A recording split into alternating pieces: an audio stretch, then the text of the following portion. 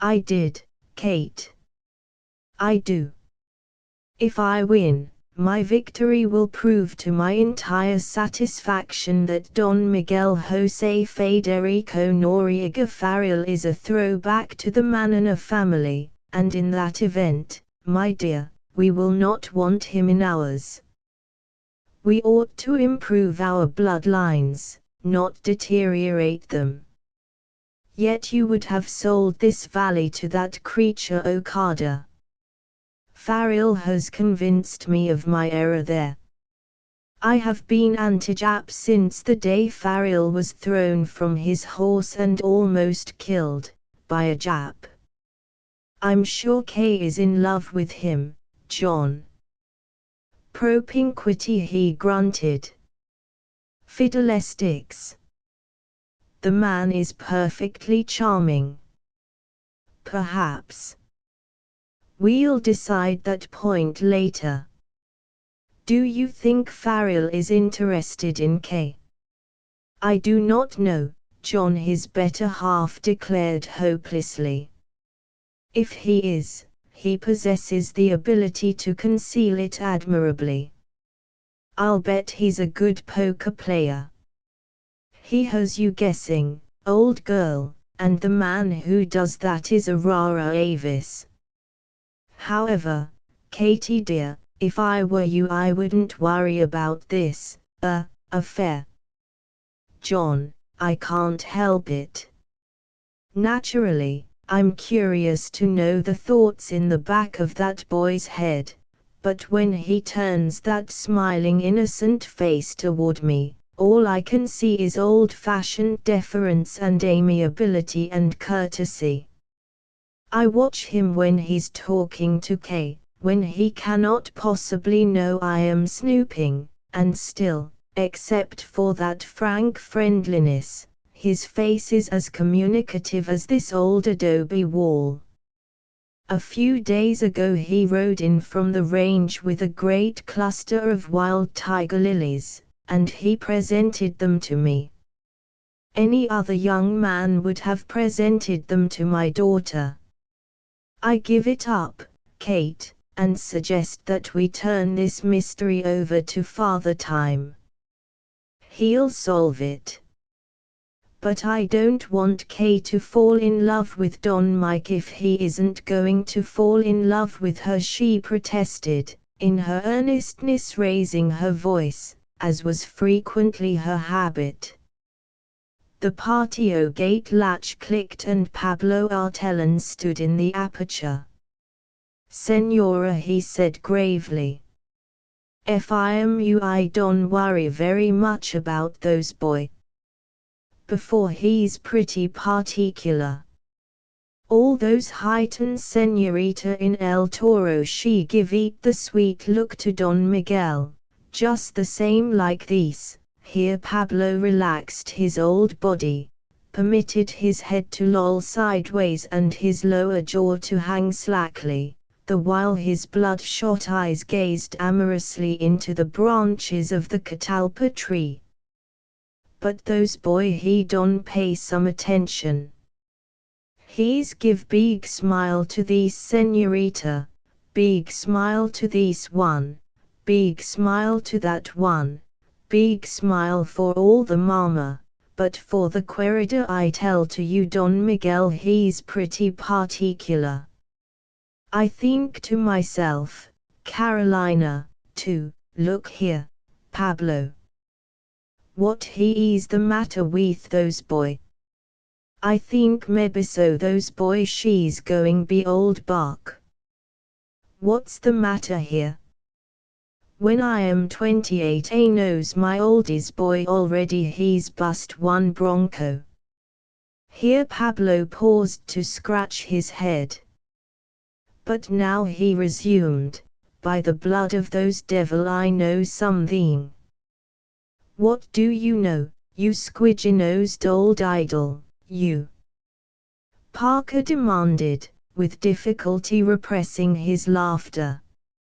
I am all man, Pablo answered with just the correct shade of deprecation, but long time ago I have feel like my corazon, my heart, going make barbecue in my belly. I am in love. I know. Nobody can fool me. And those boy, Don Miguel, I tell you, Senor, he's crazy for love with the Senorita K. Parker crooked his finger, and in obedience to the summons Pablo approached the bench. How do you know all this, Pablo? Let us here pause and consider. In the summer of 1769 a dashing, carefree Catalonian soldier in the company of Don Gaspar de Portola, while swashbuckling his way around the lonely shores of San Diego Bay, had encountered a comely young squaw. Myra, señors. Of the blood that flowed in the veins of Pablo Artellán, 31/32 was Indian, but the other 1/32 was composed of equal parts of Latin romance and conceit. Pablo's great moment had arrived. Lowly peon that he was, he knew himself at this moment to be a most important personage. Death would have been preferable to the weakness of having failed to take advantage of it. Why, I know, Senor Parker. Pablo laughed briefly, lightly, mirthlessly, his cachinnation carefully designed to convey the impression that he considered the question extremely superfluous. With exasperating deliberation he drew forth his little bag of tobacco and a brown cigarette paper. He smiled as he dusted into the cigarette paper the requisite amount of tobacco. With one hand he rolled the cigarette, while wetting the flap with his garrulous tongue. He gazed out upon the San Gregorio as one who looks beyond a lifted veil. He answered his own question. Well, Senor, and you, Senora? I tell you. Por nada, forgive, please, I speak the Spanish, for nothing, those boy he poke with his thumb the rib of me. No, cried John Parker, feigning profound amazement. Es verdad. It is true, Senor. Those boy he's happy, no? Eh? Apparently. You bet you my life. Well, last night those boy he's pinch with his thumb and his finger, what you suppose? I give it up, Pablo. Pablo wiped away with a saddle-colored paw a benignant and paternal smile. He wagged his head and scuffed his heel in the dirt. He feasted his soul on the sensation that was his. Those boy he's pinch, a dramatic pause. Then, if you tell to Don Miguel those things I told you, Santa Maria's, he's cut my throat. We will respect your confidence, Pablo. Mrs. Parker hastened to assure the traitor. All right. Then I told to you what those boy pinch, with his thumb and his finger. Myra. Like this. Cut out the pantomime and disgorge the information, for the love of heaven, Parker pleaded. He pinch. Pablo's voice rose to a pseudo-feminine screech. The cheek of. He whirled upon Mrs. Parker and transfixed her with a tobacco-stained index finger. Senorita Parker, so help me, by Jimmy, if I tell you some lies I hope I die pretty quick.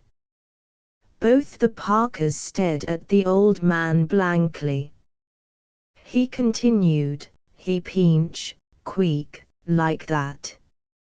He don't know he's going for pinch, he's all time quick like that, he don't think. but after those boy he's pinched the chin of those girl, he's got red in the face like blackbird's wing. Oh he say, I am sky blue editot and he run away quick before he forget himself and pinch those girls some more. John Parker turned gravely to his wife. Old hun, he murmured softly, Don Mike Farrell is a pinch bug. He pinched Kay's chin during a mental lapse, then he remembered he was still under my thumb and he cursed himself for a sky blue idiot. Oh, John, dear, I'm so glad. There were tears in Mrs. Parker's eyes. Aren't you, John? No, I'm not, he replied savagely. I think it's an outrage and I'd speak to Farrell about it if it were not apparent nobody realizes more keenly than does he the utter impossibility of permitting his fancy to wander in that direction. John Parker, you're a hard-hearted man, she cried, and left him in high dudgeon, to disappear into the garden. As the gate closed behind her, John Parker drew forth his pocketbook and abstracted from it $100 bill, which he handed to Pablo Artellon. We have had our little differences, Pablo, he informed that astounded individual, but we're gradually working around toward a true spirit of brotherly love. In the language of the classic, Pablo, I'm here to tell the cockeyed world that you're one good Indian. Pablo swept his old sombrero to the ground. Gracias, señor, mil gracias, he murmured, and shuffled away with his prize. Verily, the ways of this gringo were many and mysterious. Today one hated him, tomorrow, there is no doubt about it, Pablo soliloquized, it is better to be the head of a mouse than the tail of a lion. Chapter XXX. The following day Don Mike, Pablo and the latter's male relatives, who had so mysteriously appeared on the premises, were early horse, driving to El Toro the 300-odd head of cattle of all ages and sizes rounded up on the Palomar. The cattle were corralled at a ranch halfway to El Toro the first night, and they're watered and fed. The following night they were in the cattle pens at El Toro, and the following day Farrell loaded them aboard the cars and shipped them out to Los Angeles, accompanying the shipment personally. 2 days later he was back on the ranch, and the Parkers noticed that his exuberant spirits had not in the least subsided. I'd give a ripe peach to know what that fellow is up to, John Parker complained. Confidentially, I've had him shadowed from the moment he arrived in Los Angeles until the moment he returned to El Toro and started back for the ranch. He has conferred with nobody except the stockyard people. Nevertheless, he has a hen on. Yes, and that hen will hatch a young bald-headed eagle to scratch your eyes out, his daughter reminded him, whereat he chuckled. Old Bill Conway's drilling away at his dam site, he volunteered presently, and his suit against me for damages, due to breach of contract, is set for trial so far down Judge Morton's calendar that the old judge will have to use a telescope to find it. However, I shouldn't charge the judge with a lack of interest in my affairs, for he has rendered a judgment in my favor in the matter of that mortgage foreclosure and announced from the bench that if this judgment doesn't stick he'll throw the case out of court the next time it is presented for trial. I wonder what Farrell's next move will be. I heard him announce that he was going to get ready for the fiesta, Kay replied. For 2 weeks he was busy harrowing, disking and rolling the old racetrack. He repainted the weather-beaten poles and reshingled the judges' stand. He repaired the fence and installed an Australian starting gate, dug a pit for the barbecue and brought forth, repaired and set up under the oaks close to the racetracks, 30 long wooden tables at which, in an elder and more romantic day, the entire countryside, as guests of the Farrells and Noriegas, had gathered to feast. Farrell worked hard and saw but little of his guests, except at meal times. He retired somewhat early each night and, insofar as his guests could note, he presented a most commendable example of a young man whose sole interest in life lay in his work. "When do you plan to give your fiesta, Miguel?" Kay inquired one evening as they sat, according to custom, on the veranda. "In about a month," he replied. "I've got to fatten my steers and harden them on a special diet before we barbecue them. Don Nicolas Sandoval will have charge of the feast, and if I furnished him with thin, tough-range steers, he'd charge me with modernism and disown me. Old Bill Conway never would forget it. He'd nag me to my grave." "When do we give Panchito his tryout, Don Mike?" "The track is ready for it now, Kay, and Pablo tells me Panchito's half-brother is now a most dutiful member of society and can get there in a hurry when he's sent for. But he's only a half-thoroughbred. Shall we start training tomorrow?" "Oh, goody. By all means."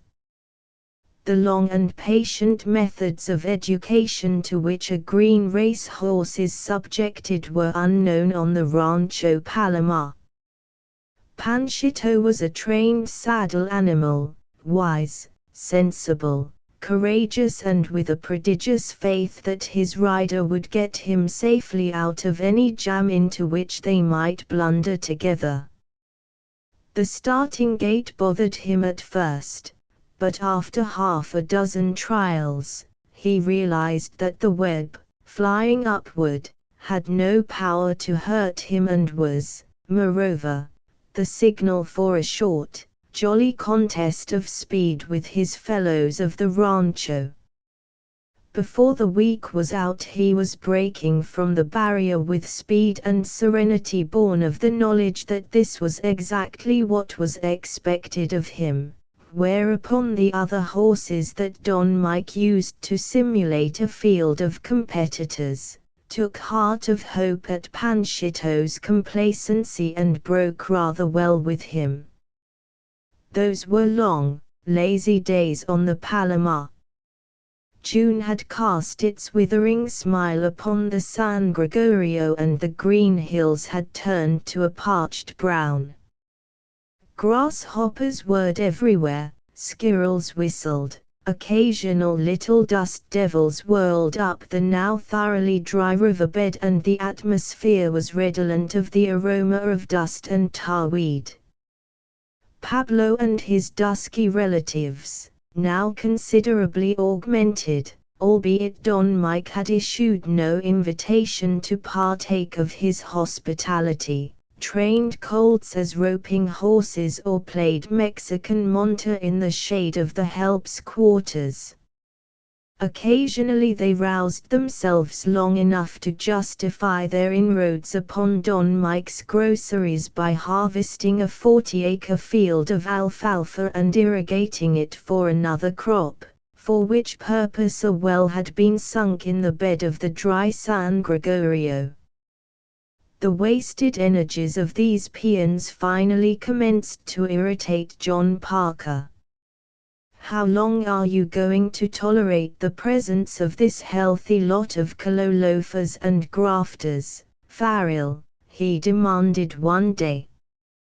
"Have you any idea of what it is costing you to support that gang?" "Yes," Farrell replied. "About $10 a day." "You cannot afford that expense." "I know it. But then, they're the local color, they've always been and they will continue to be while I have title to this ranch. Why, their hearts would be broken if I refused them permission to nestle under the cloak of my philanthropy, and he is a poor sort of white man who will disappoint a poor devil of a colo." "You're absolutely incomprehensible," Parker declared. Farrell laughed. "You're not," he replied. "Know anything about a stopwatch?" "I know all about one." "Well, your daughter has sent to San Francisco for the best stopwatch money can buy, and it's here. I've had my father's old stopwatch cleaned and regulated. Panchito's on edge and we're going to give him a half-mile tryout tomorrow, so I want 2 stopwatches on him. Will you oblige, sir?" Parker willingly consented, and the following morning Farrell and his guests repaired to the racetrack. Kyne, mounted on Panchito in racing gear, was, by courtesy, given a position next to the rail. 80 pounds of dark meat, answering to the name of Alessandro Trujillo and claiming Pablo Artellán as his grandfather, drew next position on Peep Sight, as Farrell had christened Panchito's half-brother, while 3 other half-grown colo youths, gathered at random here and there, faced the barrier on the black mare, the old grey roping horse and a strange horse belonging to one of the volunteer jockeys. There was considerable backing, filling and some bucking at the barrier, and Pablo and 2 of his relatives, acting as starters, were kept busy straightening out the field. Finally, with a shrill yip, Pablo released the web and the flighty young Peep Sight was away in front, with the black mare's nose at his saddle girth and the field spread out behind him, with Panchito absolutely last. At the quarter pole Kyne had worked her mount easily up through the ruck to contend with Peep Sight.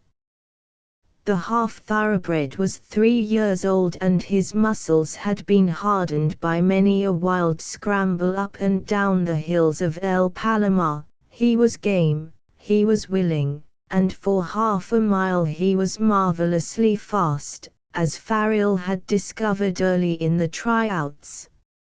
Indeed, as a quarter horse Farrell knew that few horses might beat the comparatively green Peep Sight, and he had been indiscreet enough to make that statement in the presence of youthful Alessandro Trujillo, thereby filling that young hopeful with a tremendous ambition to race the famed Panchito into submission for the mere sport of a race.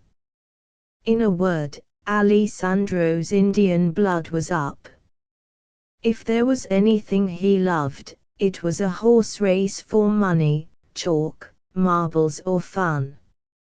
Therefore when a quick glance over his shoulder showed Panchito's blazed face at Peep Sight's rump, Alessandro clucked to his mount, gathered the reins a trifle tighter and dug his dirty bare heels into Peep Sight's ribs, for he was riding bareback, as an Indian should. Peep Sight responded to the invitation with such alacrity that almost instantly he had opened a gap of 2 full lengths between himself and Kyne on Panchito. Farrell and Parker, holding their stopwatches, watched the race from the judges' stand. by Jove, that Peepsight is a streak, Parker declared admiringly. He can beat Panchito at that distance, even at proportionate weights and with an even break at the start. Farrell nodded, his father's old racing glass fixed on Alessandro and Kay. The girl had gathered her mount. She was leaning low on his powerful neck, and Farrell knew that she was talking to him, riding him out as he had never been ridden before. And he was responding. Foot by foot he closed the distance that Peepsight had opened up, but within 100 yards of the finish Alessandro again called upon his mount for some more of the same, and the gallant Peepsight flattened himself perceptibly and held his own, nor could Panchito's greatest efforts gain upon the flying half-breed a single inch. "Bully for the Indian kid," Parker yelled. Man, that's a horse race. They'll never stop at the half-mile pole," Farrell laughed. "That race will be won by Panchito when Panchito wins it." "Ah, I told you so." "Well, Peepsight wins at the half by 1 open length, and the Calo boy is using a switch on him. He's through. Panchito is gaining on him. He'll pass him at the 3/4 pole." "Righto, Farrell." "Panchito wins by half a length at the 3/4 pole. I wish Kay would pull him up," Farrell complained. "He's gone too far already, and there she is still heading for home like the devil beating tan bark. Well, if she breaks him down she's going to be out the grandest saddle animal in the state of California. That's all I have to say." Kay, girl, what's the matter with you?" "Pull him up, by the blood of the devil, she can't pull him up. She's broken a rein and he's making a run of it on his own. Man, look at that horse go. Man, look at him come." Panchito had swung into the home stretch, his white face and white front legs rising and falling with the strong, steady rhythm of the horse whose stout heart refuses to acknowledge defeat, the horse who still has something left for a supreme effort at the finish. "There is a true race horse," Parker cried exultantly. "I once won a $10,000 purse with a dog that wasn't fit to appear on the same track with that Panchito." The big chestnut thudded by below them, stretched to the limit of his endurance, past what would have been the finish had the race been 1 1/16, and galloped up the track with the broken bridle rein dangling. He slowed down as he came to the other horses in the race, now jogging back to the judges' stand, and one of the Calo youths spurred alongside of him, caught the dangling rein and led him back to the judges' stand. Kay's face was a little bit white as she smiled up at her father and Farrell. "The old darling ran away with me," she called. Farrell was instantly at her side and had lifted her out of the saddle. She clung to him for the barest moment, trembling with fear and excitement, before turning to examine Panchito, from whom Pablo had already stripped the saddle. He was badly blown, as trembly as the girl herself, and dripping with sweat. But when Pablo slipped the headstall on him and commenced to walk him up and down to cool him out, Don Mike's critical eye failed to observe any evil effects from the long and unaccustomed race. John Parker came down out of the grandstand, his thumb still tightly pressing the stem of his stopwatch, which he thrust under Farrell's nose. "Look, you star-spangled ignoramus, look," he yelled. "You own a horse that's fit to win the Melbourne Cup or the American Derby, and you don't know it. What do you want for him? Give you 10,000 for him this minute, and I am not so certain that race hasn't hurt him. Oh, I don't want to sell Panchito. I can make this ranch pay $10,000, but I cannot breed another Panchito on it. Farrell, if you refuse to sell me that horse, I'm going to sit right down here and weep. Son, I don't know a soul on earth who can use 12, yes, $15,000 handier than you can." Don Mike smiled his lazy, tantalizing smile. "I might as well be broke as the way I am," he protested. "What's a paltry $15,000 to a man who needs $500,000? Mr. Parker, my horse is not for sale at any price." "You mean that?" "Absolutely." John Parker sighed. Since that distant day when he had decided that he could afford such a luxury, his greatest delight had been in owning and fussing with a few really great race horses. He had owned some famous sprinters, but his knowledge of the racing game had convinced him that, could he but acquire Panchito, he would be the owner of a true king of the turf.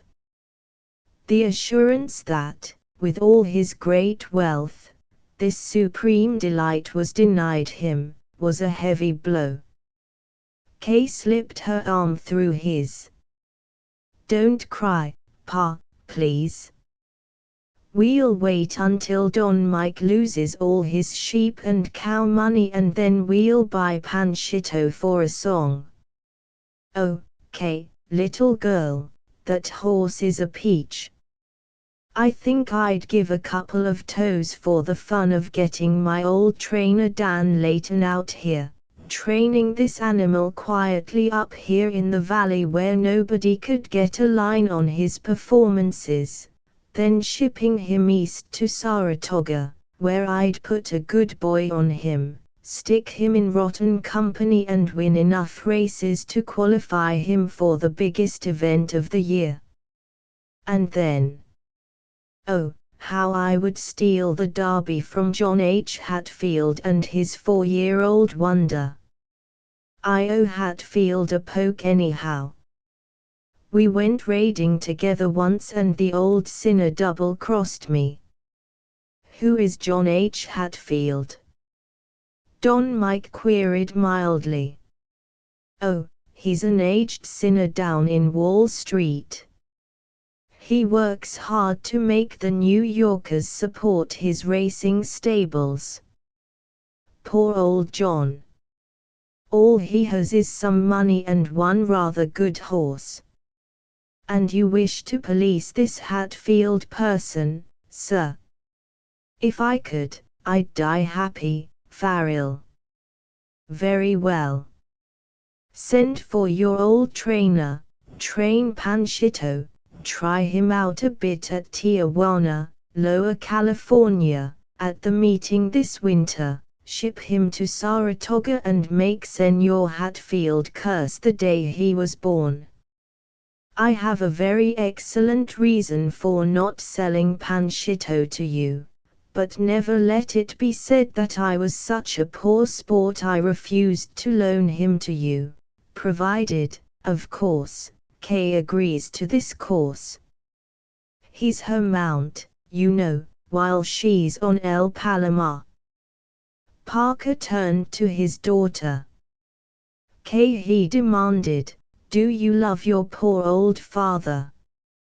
"Yes, I do, Pa, but you can't have Panchito until you do something for me." Up jumped the devil. "What do you want?" If you accept a favor from Miguel Farrell, you ought to be sport enough to grant him one. If you ever expect to see Panchito in your racing colors out in front at the American Derby, Miguel must have a renewal of his mortgage. Oh, the devil take that mortgage. You and your mother never give me a moment's peace about it. You make me feel like a criminal. It's getting so I'll have to sit around playing mumble-a-peg in order to get a thrill in my old age. You win, K. Farrell, I will grant you a renewal of the mortgage. I'm weary of being a Shylock. Thanks ever so much. I do not desire it, Mr. Parker. One of these bright days when I get around to it, and provided luck breaks my way, I'll take up that mortgage before the redemption period expires. I have resolved to live my life free from the shadow of an accursed mortgage. Let me see, now. We were talking about horse racing, were we not? Miguel Farrell, you'd anger a sheep, Parker cried wrathfully, and strode away toward his automobile waiting in the infield. Kay and Don Mike watched him drive straight across the valley to the road and turn in the direction of El Toro. Wilder than a March hare, Don Mike commented. Not at all, Kay assured him. He's merely risking his life in his haste to reach El Toro and telegraph Dan Layton to report immediately. Chapter XXXI. John Parker's boredom had been cured by a stopwatch. 1 week after Panchito had given evidence of his royal breeding, Parker's old trainer, Dan Layton, arrived at the Palomar. Formerly a jockey, he was now in his 50th year, a wistful little man with a puckered, shrewd face, which puckered more than usual when Don Mike handed him Panchito's pedigree. He's a marvelous horse, Danny Parker assured the old trainer. No thanks to him. He ought to be, Layton replied. His cool glance measured Alessandro Trujillo, standing hard by. I'll have that dusky imp for an exercise boy, he announced. He's built like an aeroplane, all superstructure and no solids. For a month the training of Panchito went on each morning. Pablo's grandson, under Danny Layton's tuition, proved an excellent exercise boy. He learned to sit his horse in the approved jockey fashion, proud beyond measure at the part he was playing. He paid strict attention to Layton's instructions and progressed admirably. Watching the horse develop under skilled scientific training, it occurred to Don Mike each time he held his father's old stopwatch on Panchito that race horses had, in a great measure, conduced to the ruin of the Noriegas and Farrells, and something told him that Panchito was likely to prove the instrument for the utter financial extinction of the last survivor of that famous tribe. If he continues to improve, Farrell told himself, he's worth a bet, and a mighty heavy one. Nevertheless, Panchito's grandfather, leading his field by 6 open lengths in the home stretch, going strong and a surefire winner, tangled his feet, fell on his nose and cost my father 1,000 steers 6 months before they were ready for market. I ought to leave John Parker to do all the betting on Panchito, but, well, he's a racehorse, and I'm a Farrell. When will Panchito be ripe to enter in a 1.16 mile race? He asked Parker. about the middle of November. The winter meeting will be on at Tijuana, Baja California, then, and Leighton wants to give him a few tryouts there in fast company over a much shorter course. We will win with him in a field of ordinary nags, and we will be careful not to win too far or too spectacularly. We have had his registry brought up to date, and of course you will be of record as his owner. In view of our plans, it would never do for Danny and me to be connected with him in any way. Don Mike nodded and rode over to Aguacaliente Basin to visit Bill Conway. Mr. Conway was still on the job, albeit Don Mike hazarded a guess that the old schemer had spent almost $200,000. His dam was, as he facetiously remarked, taking concrete shape, and he was rushing the job in order to have the structure thoroughly dry and set against the coming of the winter rains. To his signal relief, Farrell asked him no embarrassing questions regarding the identity of the extremely kind-hearted person who was financing him. He noticed that his young friend appeared a trifle preoccupied and depressed. And well he might be. The secret knowledge that he was obligated to Kay Parker to the extent of the cost of this dam was irritating to his pride, while he felt that her loving interest and sympathy, so tremendously manifested, was in itself a debt he would always rejoice in because he never could hope to repay it. It did irk him to be placed in the position of never being able to admit his knowledge of her action. He prayed that Bill Conway would be enabled to complete the dam as per his contract, that Judge Morton would then rush to trial Conway's suit for damages against Parker for non-performance of contract, that Conway would be enabled immediately to reimburse himself through Parker's assets which he had attached, repay Kay and close the transaction. On November 15, Danny Leighton announced that Panchito was right on edge and, with a few weeks of experience in professional company, fit to make the race of his career. The winter meeting was already on at Tijuana and, with Farrell's consent, Panchito was lovingly deposited in a well-padded crate mounted on a motor truck and transported to El Toro. Here he was loaded in an express car and, guarded by Don Mike, shipped not to Tijuana, as Parker and his trainer both supposed he would be, but to San Diego, 16 miles north of the international boundary, a change of plan originating with Farrell and by him kept a secret from Parker and Danny Leighton.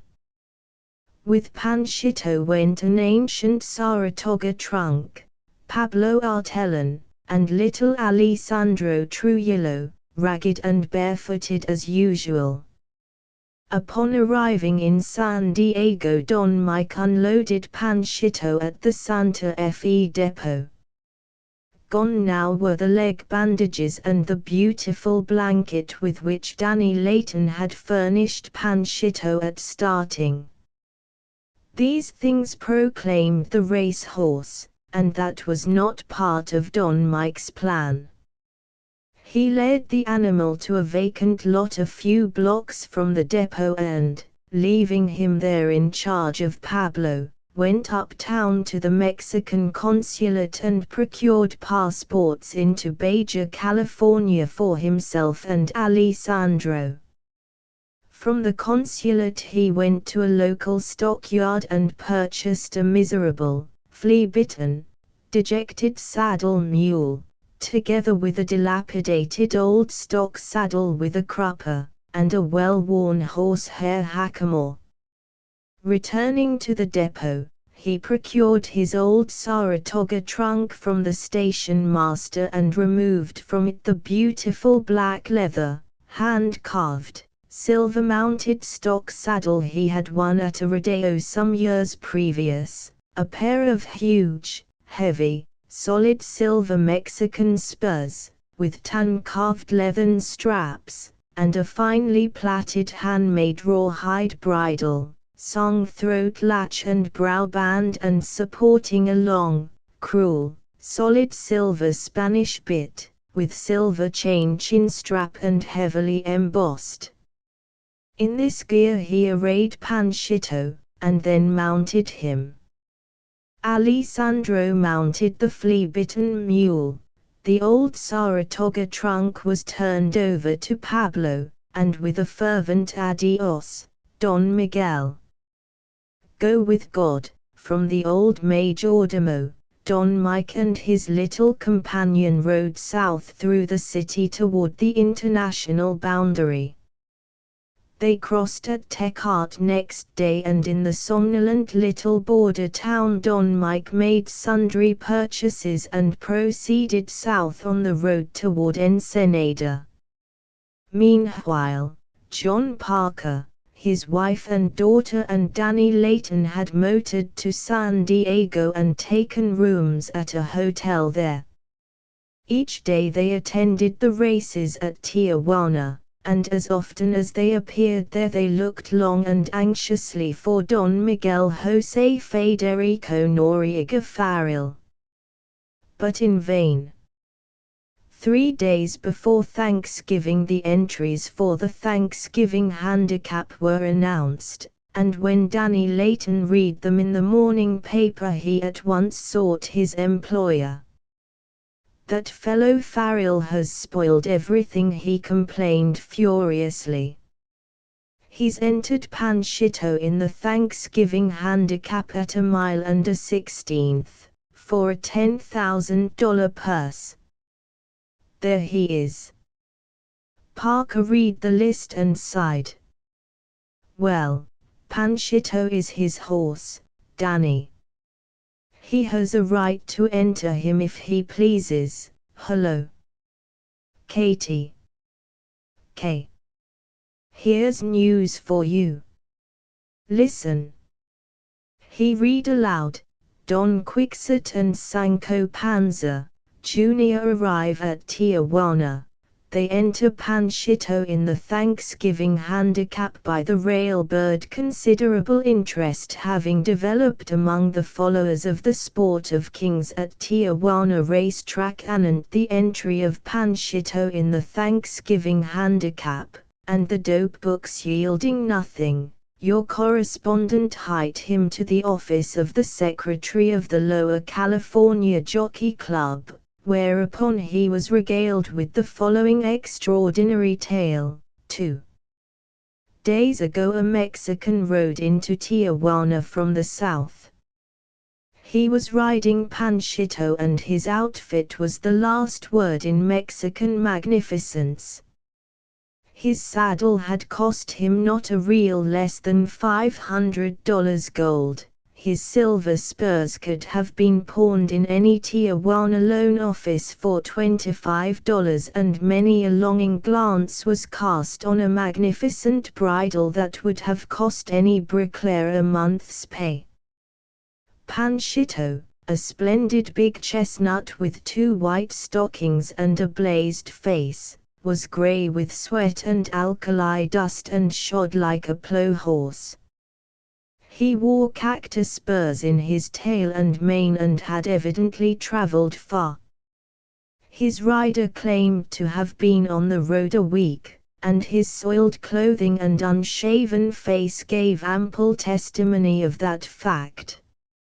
He was arrayed in the traditional costume of the Mexican ranchero of means and spoke nothing but Spanish, despite which handicap the racing secretary gleaned that his name was Don Miguel José María Federico Noriega Farrell. Following Don Miguel came Sancho Panza, Jr., a stringy Indian youth of 14 summers, mounted on an ancient flea-bitten mule. The food and clothing of these two adventurers were carried behind them on their saddles. An interpreter informed the secretary that Don Miguel was desirous of entering his horse, Panchito, in the Thanksgiving handicap. The horse's registration papers being in order, the entry was accepted. Don Quixote and Sancho Panza, Jr., were each given a badge, and a stall was assigned to Panchito. At the same time Don Quixote made application for an apprentice license for young Sancho Panza, who answers to the name of Alessandro Trujillo, when the enchiladas are ready. Panchito, it appears, is a 5-year-old, bred by Michael J. Farrell, whose post office address is El Toro, San Marcos County, California. He is bred in the purple, being a descendant of Duke of Norfolk and, according to his present owner, Don Quixote, he can run circles around an antelope and has proved it in a number of scrub races at various fiestas and celebrations. According to Don Quixote, his horse has never hitherto appeared on a public racetrack. Panchito knows far more about herding and roping steers than he does about professional racing, and enters the list with no preparation other than the daily exercise afforded in bearing his owner under a 40-pound stock saddle and scrambling through the cactus after longhorns. Evidently Don Quixote knows it all. He brushed aside with characteristic Castilian grace some well-meant advice tendered him by his countrymen, who have accumulated much racing wisdom since the Bangtails have come to Tijuana. He spent the entire day yesterday telling everybody who understands Spanish what a speed marvel is his Panchito, while Sancho Panza, Jr., galloped Panchito gently around the track and warmed him in a few quarter-mile sprints. It was observed that the cactus spurs were still decorating Panchito's tail and mane. Don Quixote is a dead-game Mexican sport, however. He has a roll that would choke a hippopotamus and appears willing to bet them as high as a hound's back. Figure it out for yourself. You pays your money and you takes your choice. Bobby Wilson, the handicapper, says Don Quixote smokes marijuana, but the Hafer Politico says he knows it's the fermented juice of the century plant. However, Bobby is taking no chances, as the wise ones will note when they check the weights. Panchito, being a powerful horse and, according to Don Quixote, absolutely unbeatable, faces the barrier with an impost of 118 pounds, not counting his shoes, cactus spurs and stable accumulations. Watch for Sancho Panza, Jr. He rides barefooted in a two-piece uniform, to wit, one nigger shirt and a pair of blue bib overalls, and he carries a willow switch. Viva Panchito! Viva Don Quixote! Ditto Sancho Panza, Jr. John Parker finished reading and his glance sought Layton's. Danny, he informed the trainer in a low voice, here is what I call a dirty, low, Irish trick. I suppose he's been making a night bird out of Panchito, but you can bet your last nickel he isn't neglecting him when they are alone in the barn together. He gets a grooming then, He gets well fed and well rubbed, and the cactus spurs and the stable accumulations are only scenery when Panchito's on parade. He removed the racing plates you put on Panchito and substituted heavy work shoes, but Panchito will go to the post with racing plates. I think we had better put a bet down on him. I wouldn't bet tin money on him, Danny Layton warned. He can outrun anything in that field, even if he has broken training a little, but those wise little jockeys on the other horses will never let him win. They'll pocket him and keep him there. They'll not. Kay's voice rose sharply. Panchito will be off first, no matter what position he draws, and Don Mike's orders to Alessandro will be to keep him in front. But you are not to bet on him, father. Why not? Of course I shall bet on him. You know very well, Dad, that there are no bookmakers of Tijuana to make the odds. The Paris mutual system obtains here and the public makes the odds. Consequently, the more money bet on Panchito, the lower will be his price. I'm certain Don Mike will bet every dollar he has in the world on Panchito, but he will bet it, through trusted agents, in pool rooms all over the country. The closing price here should be such that the pool rooms should pay Don Mike not less than 15 to 1.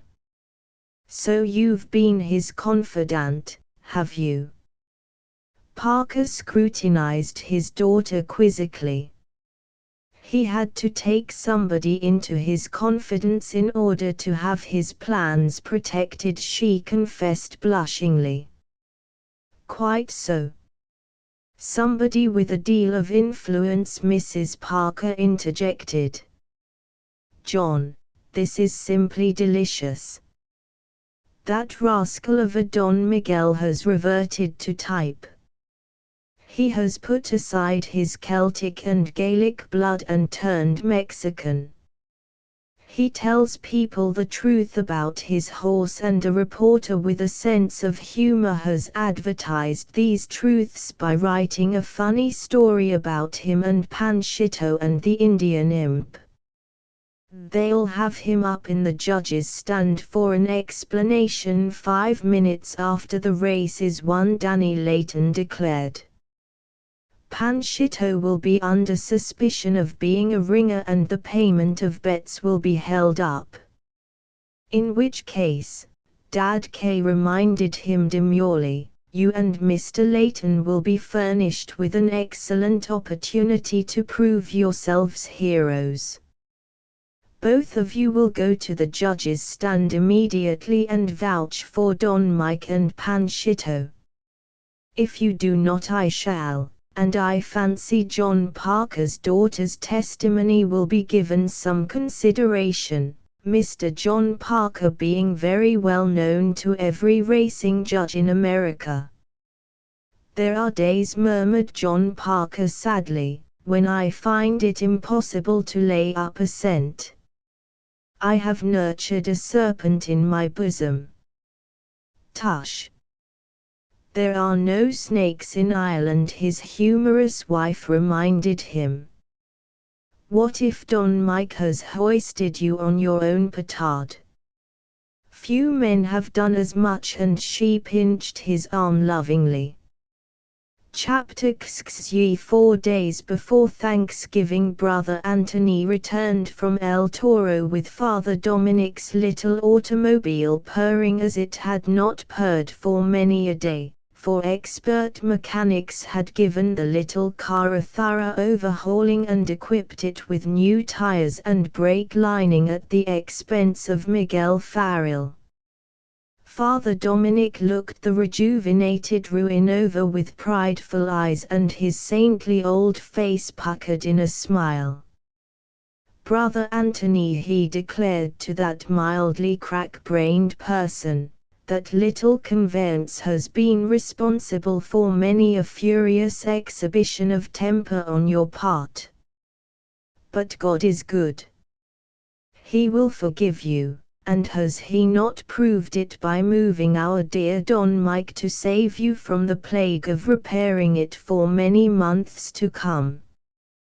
Brother Anthony, whose sense of humor, had he ever possessed one, had long since been ruined in his battles with Father Dominic's automobile, raised a dour face. Speaking of Don Miguel, I am informed that our young Don Miguel has gone to Baja California, there to race Panchito publicly for a purse of $10,000 gold. I would, Father Dominic, that I might see that race. Father Dominic laid his hand on poor Brother Anthony's shoulder. Because you have suffered for righteousness' sake, Brother Anthony, your wish shall be granted. Tomorrow you shall drive Pablo and Carolina and me to Tijuana in Baja California to see Panchito race on the afternoon of Thanksgiving Day. We will attend Mass in San Diego in the morning and pray for victory for him and his glorious young master. Big tears stood in Brother Anthony's eyes. At last! At last! Poor Brother Anthony was a human being, albeit his reason tottered on its throne at certain times of the moon. He did love race horses and horse races, and for a quarter of a century he had been trying to forget them in the peace and quiet of the garden of the Mission de la Madre Dolorosa. Our Don Mike has made this possible, he quavered. Father Dominic nodded. God will pay him, murmured Brother Anthony, and hastened away to the chapel to remind the Almighty of the debt. Against the journey to Baja California, Carolina had baked a tremendous pot of brown beans and fried 100 tortillas. Pablo had added some 20 pounds of jerked meat and chili peppers, a tarpaulin Don Mike had formerly used when camping, and a roll of bedding, and when Brother Anthony called for them at daylight the following morning, both were up and arrayed in their Sunday clothes and gayest colors. In an empty tobacco sack, worn like an amulet around her fat neck and resting on her bosom, Carolina carried some $28 earned as a laundress to Kay and her mother, while in the pocket of Pablo's new corduroy breeches reposed the $200 bills, given him by the altogether inexplicable Senor Parker. Knowing Brother Anthony to be absolutely penniless, for he had taken the vow of poverty, Pablo suffered keenly in the realization that Panchito, the pride of El Palomar, was to run in the greatest horse race known to man, with not a centavo of Brother Anthony's money bet on the result. Pablo knew better than to take Father Dominic into his confidence when the latter joined them at the mission, but by the time they had reached El Toro, he had solved the riddle. He changed one of his $100 bills, made up a little roll of 10 $2 bills and slipped it in the pocket of the brown habit where he knew Brother Anthony kept his cigarette papers and tobacco. At Ventura, when they stopped at a garage to take on oil and gasoline, Brother Anthony showed Pablo the roll of bills, amounting to $20, and ascribed his possession of them to nothing more nor less than a divine miracle. Pablo agreed with him. He also noticed that for reasons best known to himself, Brother Anthony made no mention of this miracle to his superior, Father Dominic. At about 2 o'clock on Thanksgiving Day the pilgrims from the San Gregorio sputtered up to the entrance of the Lower California Jockey Club at Tijuana, parked, and approached the entrance. They were hesitant, awed by the scenes around them.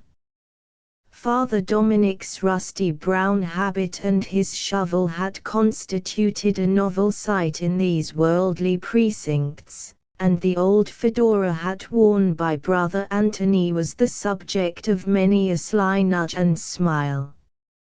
Pablo and Carolina, being typical of the country, passed unnoticed. Father Dominic had approached the gateman and in his gentle old voice had inquired the price of admittance. It was $2.50. Scandalous. He was about to beat the gatekeeper down. Surely the management had special rates for prelates. A hand fell on his shoulder and Don Miguel José María Federico Noriega Farrell was gazing down at him with beaming eyes. Perhaps, Father Dominic, he suggested in Spanish and employing the old-fashioned courtly tone of the haciendado, you will permit me the great honor of entertaining you. And he dropped a $10 bill in the cash box and ushered the four San Gregorianos through the turnstile. My son, murmured Father Dominic. What means this unaccustomed dress?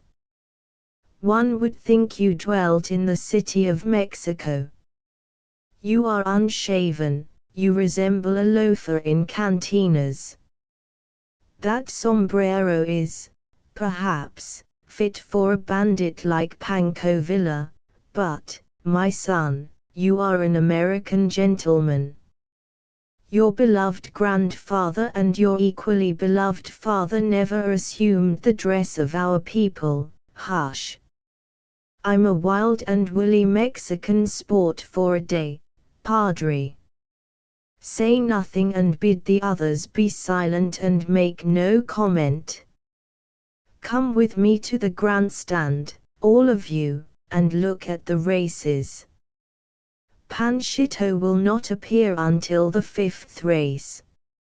Father Dominic bent upon Brother Anthony a glance which had the effect of propelling the brother out of earshot. Whereupon the old friar took his young friend by the arm and lifted his seamed, sweet old face toward him with all the insouciance of a child. Miguel, he whispered, I'm in the throes of temptation. I told you of the $1,000 which the Senora Parker, in a moment of that great-heartedness which distinguishes her, what a triumph! Could I but baptize her in our faith, forced Senor Parker to present to me. I contemplate using it toward the needed repairs to the roof of our mission. These repairs will cost at least $3,000, and the devil has whispered to me, say no more about it, but bet the money, said Miguel. Be a sport, Father Dominic. For the opportunity will never occur again. Before the sun shall set this day, your 1,000 will have grown to 10. Even if Panchito should lose, I will guarantee you the return of your money. Father Dominic trembled. Ah, my son, I feel like a little old devil, he quavered, but, he protested no more. When Don Mike settled him in a seat in the grandstand, Father Dominic whispered wistfully, God will not hold this worldliness against me, Miguel. I feel I am here on his business, for is not Panchito running for a new roof for our beloved mission?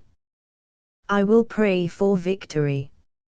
Now you are demonstrating your sound common sense, Don Mike assured him. His right hand closed over the roll of bills Father Dominic surreptitiously slipped him. Scarcely had he transferred the restoration fund to his trousers pocket when Brother Anthony nudged him and slipped a tiny roll into Don Miguel's left hand, accompanying the secret transfer with a wink that was almost a sermon. "What news, Don Miguel?" Pablo ventured presently. "We will win, Pablo. Valgame Dias. I will wager my fortune on Panchito. Here it is, Don Miguel, $180.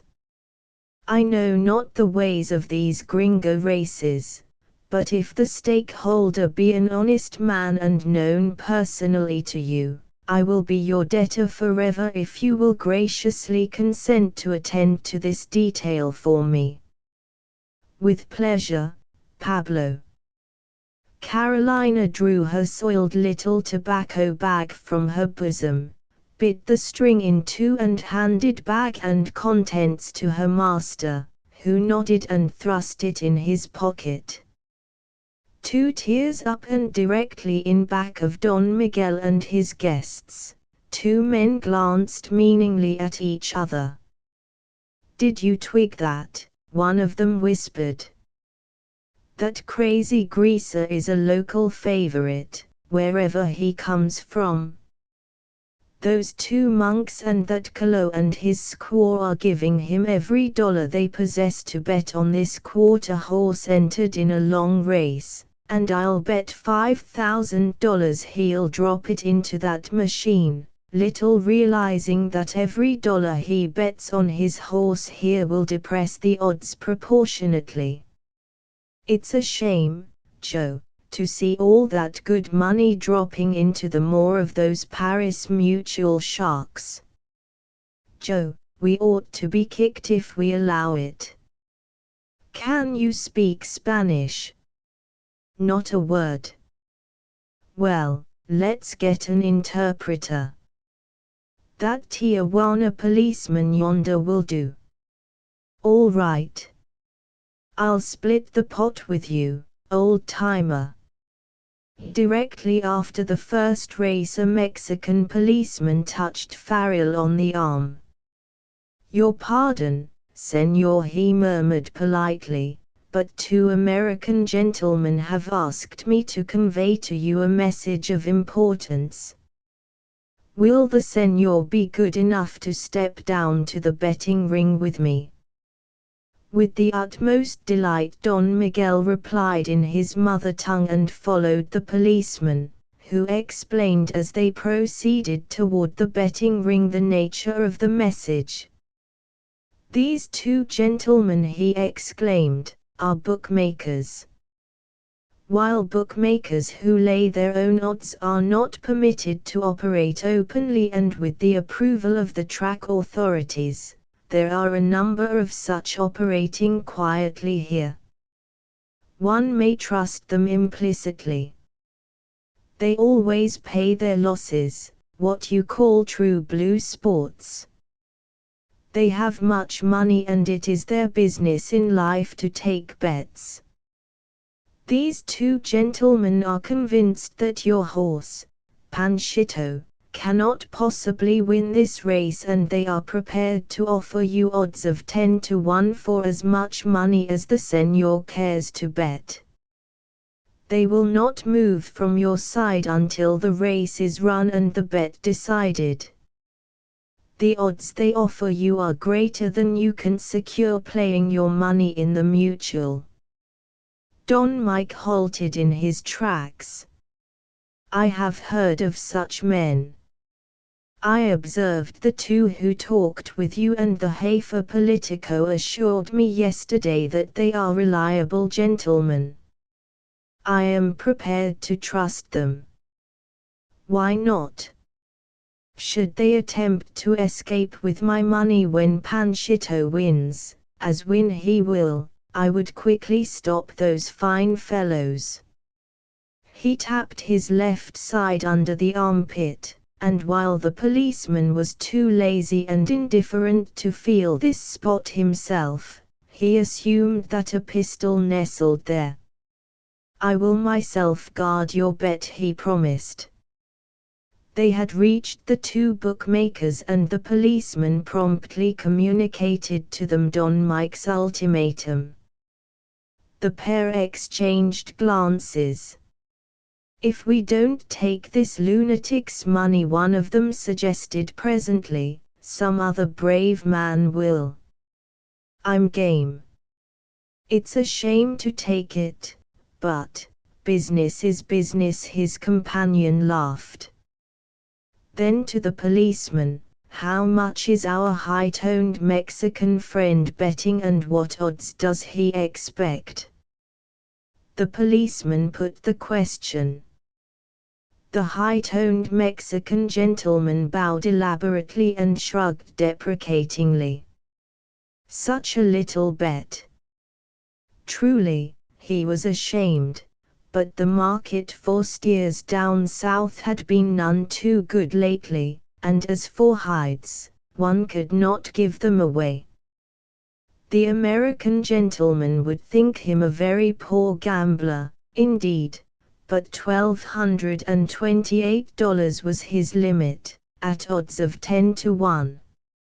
If they did not care to trifle with such a paltry bet, he could not blame them. But, holy mackerel! 10 to 1. Joe, this is like shooting fish on a hillside. I'll take half of it. I'll take what's left.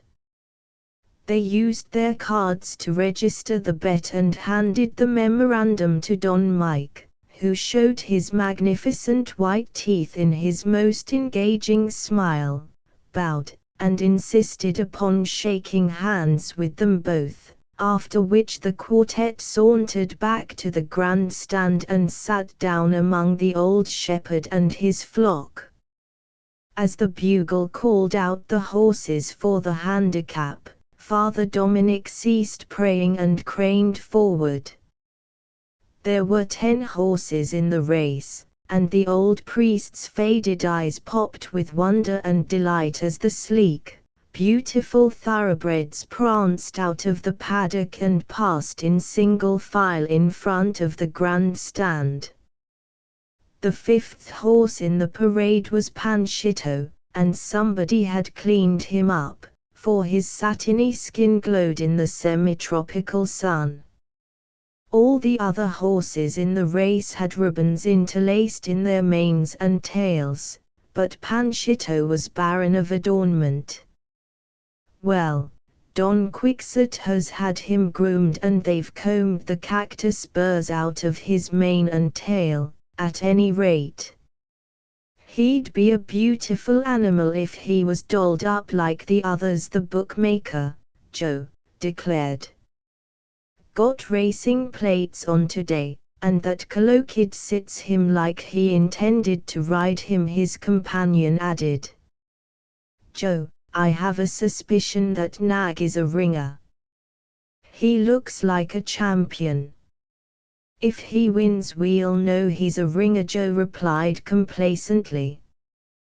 We'll register a protest at once.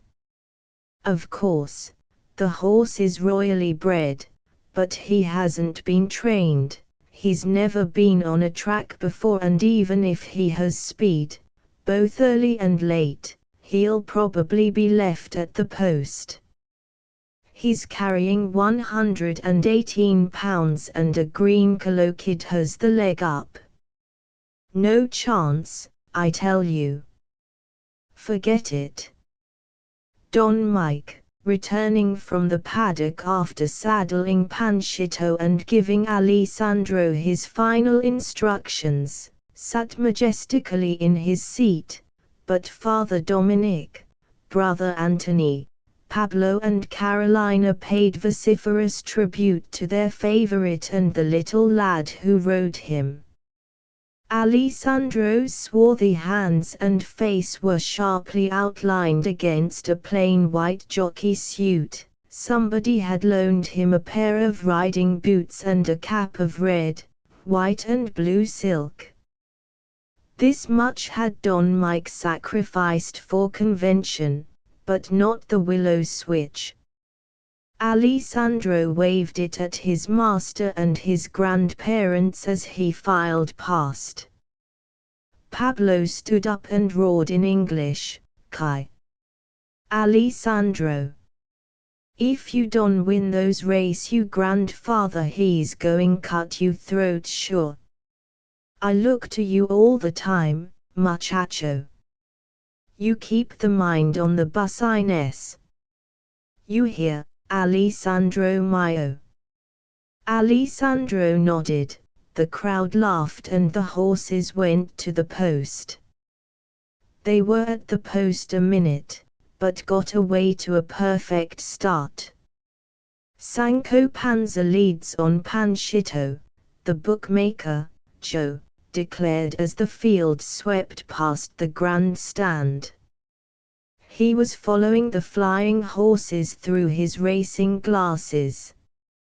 "Quarter horse," he informed his companion. "Beat the gate like a shot out of a gun." King Agrippa, the favorite, second by 2 lengths. Sir Galahad third. At the quarter, Panchito leads by half a length, Sir Galahad second. King Agrippa third. At the half, Sir Galahad first, Panchito second, King Agrippa third. At the 3/4 pole, King Agrippa first, Panchito second, Polype third. Galahad's out of it. Polype's making her spurt, but she can't last. Into the stretch with Panchito on the rail and coming like he'd been sent for and delayed. "Oh, Lord, Jim, that's a horse, and we thought he was a goat. Look at him come. He's an open length in front of Agrippa and the Colo hasn't used his willow switch. Jim, we're sent to the cleaners." It was a Mexican racetrack, but the audience was American and it is the habit of Americans to cheer a winner, regardless of how they have bet their money. A great sigh went up from the big holiday crowd. Then, Panchito. "Come on, you Panchito. Come on, Agrippa. Ride him, boy, ride him." A long, hoarse howl that carried with it the hint of sobs. At the paddock the gallant King Agrippa gave of the last and the best that was in him and closed the gap in a dozen furious jumps until, as the field swept past the grandstand, Panchito and King Agrippa were for a few seconds on such even terms that a sudden hush fell on the race-mad crowd. Would this be a dead heat? Would this unknown Panchito, fresh from the cattle ranges, divide first money with the favorite? The silence was broken by a terrible cry from Pablo Artellán. "Alessandro! I cut your throat." Whether Alessandro heard the warning or whether he had decided that affairs had assumed a dangerous pass, matters not. He rose a trifle in his saddle, leaned far out on Panchito's withers and delivered himself of a tribal yell. It was a cry meant for Panchito, and evidently Panchito understood, for he responded with the only answer a gallant racehorse has for such occasions. 100 feet from the wire King Agrippa's wide-flung nostrils were at Panchito's saddle girth. Under the stimulus of a rain of blows he closed the gap again, only to drop back and finish with daylight showing between his head and Panchito's flowing tail. Father Dominic stood gazing down the track. He was trembling violently. Brother Anthony turned lackluster eyes toward Farrell. "You win, Brother Anthony, Don Mike said quietly. How good is God, murmured Brother Anthony. He has granted me a joy altogether beyond my deserts. And the joy is sufficient. The money will buy a few shingles for our roof. He slumped down in his seat and wiped away great tears. Pablo waited not for congratulations or exultations, but scrambled down through the grandstand to the railing, climbed over it and dropped down into the track, along which he jogged until he met Alessandro galloping slowly back with Panchito. Little treasure of the world, he cried to the boy, I am happy that I do not have to cut your throat, and he lifted Alessandro out of the saddle and pressed him to his heart. That was the faint strain of Catalonian blood in Pablo.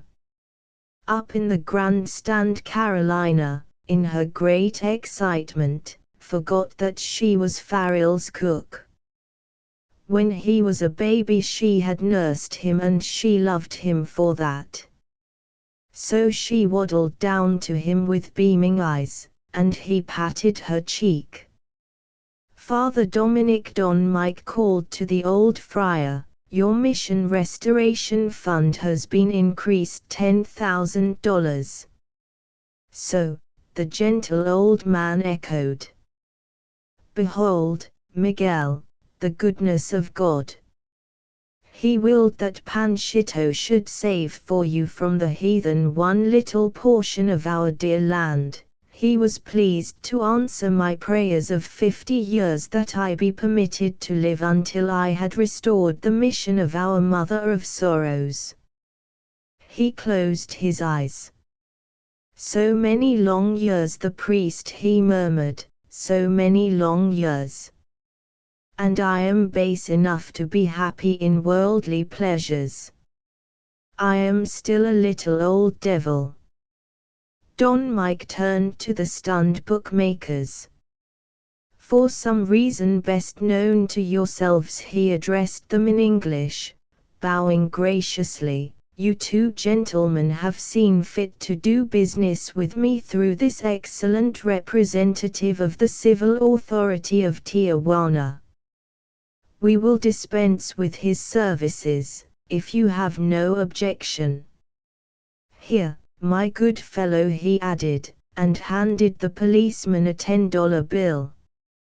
You're not a Mexican. You're an American, the bookmaker Joe cried accusingly, although you bragged like a Mexican. Quite right. I never claimed to be a Mexican, however. I heard about this Thanksgiving handicap, and it seemed such a splendid opportunity to pick up a few $1,000s that I entered my horse. I have complied with all the rules. This race was open to 4-year-olds and up, regardless of whether they had been entered in a race previously or had won or lost a race. Panchito's registration will bear investigation, so will his history. My jockey rode under an apprentice license. May I trouble you for a settlement, gentlemen? But your horse is registered under a Mexican's name, as owner. My name is Miguel Jose Maria Federico Noriega Farrell. We'll see the judges first, Senor Farrell. By all means. You bet we will. The judges smell a rat, already. The winning numbers haven't been posted yet. As Don Mike and his retinue passed the Parker box, John Parker and Danny Layton fell in behind them and followed to the judge's stand. 5 minutes later the anxious crowd saw Panchito's number go up as the winner. Don Mike's frank explanation that he had deceived nobody, but had, by refraining from doing things in the usual manner, induced the public to deceive itself and refrain from betting on Panchito, could not be gainsaid, particularly when an inspection of the records at the betting ring proved that not $1 had been wagered on Panchito. "You played the books throughout the country, Mr. Farrell?" one of the judges asked. Don Mike smiled knowingly. "I admit nothing," he replied. The testimony of Parker and Danny Layton was scarcely needed to convince the judges that nothing illegal had been perpetrated. When Don Mike had collected his share of the purse and the bookmakers, convinced that they had been outgeneraled and not swindled, had issued checks for their losses and departed, smiling, John Parker drew Farrell aside. "Son," he demanded, "did you spoil the Egyptians and put over a Roman holiday?" Again Don Mike smiled his enigmatic smile. "Well," he admitted, "I'm ready to do a little mortgage lifting." "I congratulate you with all my heart. For heaven's sake, take up your mortgage immediately. I do not wish to acquire your ranch that way. I have never wished to, but if that droll scoundrel, Bill Conway, hadn't managed to dig up unlimited backing to build that dam despite me, and if Panchito hadn't cinched your case for you today, I would have had no mercy on you. But I'm glad you won. You have a head and you use it. You possess the power of decision, of initiative. You're a sporting, kindly young gentleman and I count it a privilege to have known you." He thrust out his hand and Don Mike shook it heartily. "Of course, sir," he told Parker, "King Agrippa is a good horse, but nobody would ever think of entering him in a real classic. I told Alessandro to be careful not to beat him too far. The time was nothing remarkable and I do not think I have spoiled your opportunity for winning with him in the derby. I noticed that. Thank you. And you'll loan him to me to beat that old scoundrel I told you about. You'll have to arrange that matter with your daughter, sir. I have raced my first and my last race for anything save the sport of a horse race, and I am now about to present Panchito to Miss K. Present him. You star-spangled